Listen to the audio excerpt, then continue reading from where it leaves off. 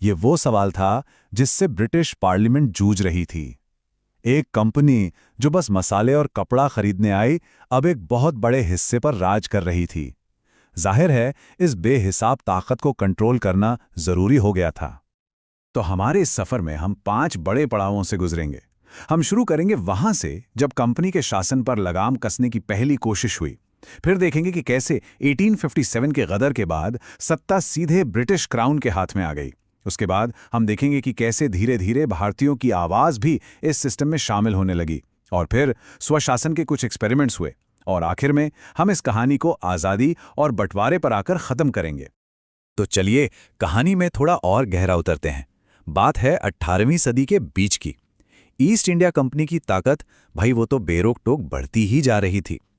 और जब ताकत बढ़ती है तो साथ में आता है भ्रष्टाचार और मिसमैनेजमेंट। इसकी खबरें जब लंदन तक पहुंची तो पार्लियामेंट को लगा कि अब दखल देना ही पड़ेगा। और यहीं से हमारी विधायी सीढ़ी के पहले 2 पायदान सामने आते हैं। देखिए, 1773 का रेगुलेटिंग एक्ट और फिर 1784 का पिट्स इंडिया एक्ट। इन दोनों के बीच सिर्फ 11 साल का फासला था। इससे साफ पता चलता है कि पहले कानून में जो कमियां थीं, उन्हें कितनी जल्दी पहचान लिया गया, और ब्रिटिश पार्लियामेंट अपनी पकड़ मजबूत करने के लिए कितनी तेजी से काम कर रही थी। अब ये जो हम देख रहे हैं ना, ये वाकई बहुत दिलचस्प है। हम सीधे सोर्स को देख रहे हैं। ये सिर्फ कोई पुराना कागज का टुकड़ा नहीं है। ये भारत में एक सेंट्रलाइज्ड एडमिनिस्ट्रेशन की, एक केंद्रीय शासन की, समझ लीजिए, शुरुआत है। तो इस एक्ट ने किया क्या?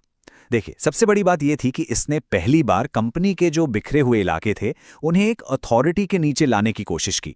मतलब अब बंगाल, बॉम्बे और मद्रास, ये सब अलग अलग नहीं चलेंगे। इन सब को बंगाल के एक गवर्नर जनरल के अंडर लाया गया। इसने न सिर्फ एक सेंट्रलाइज सरकार की नींव डाली, बल्कि कलकत्ता में एक सुप्रीम कोर्ट भी बनाया।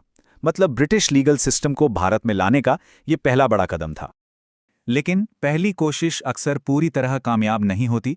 1773 के एक्ट में कई दिक्कतें थीं। गवर्नर जनरल के पास उतनी ताकत नहीं थी जितनी होनी चाहिए थी, और कंपनी पर कंट्रोल अभी भी, कह सकते हैं, काफ़ी कमज़ोर था।